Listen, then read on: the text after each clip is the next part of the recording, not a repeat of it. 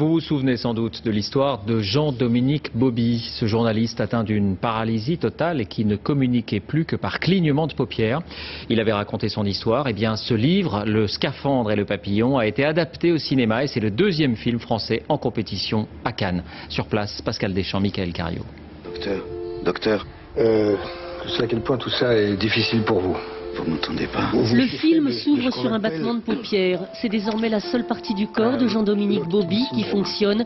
Et ce sera désormais sa seule façon de communiquer. Je sais que vous pouvez cligner des yeux. Alors vous allez cligner une fois pour oui, 2 fois pour non. Jean-Dominique Bauby, le vrai, le voilà, filmé à l'hôpital de Berck dans les mois qui ont précédé sa mort. C'est là qu'il a patiemment dicté, en battant des cils pour chaque lettre désirée, le livre dont est tiré le film. Pour échapper à son scaphandre, il a ainsi choisi de laisser voguer son esprit, tel un papillon, au fil de ses souvenirs, de ses regrets. Les chances qu'on n'a pas voulu saisir, les instants de bonheur qu'on a laissé s'envoler.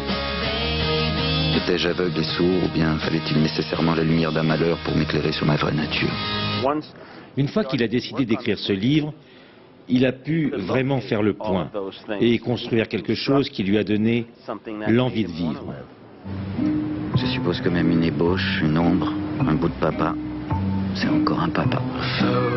Mathieu Amalric compose, sans chercher la performance à tout prix, un personnage parfois désespéré, parfois drôle, mais toujours bouleversant, dont les réflexions sont une immense leçon de vie.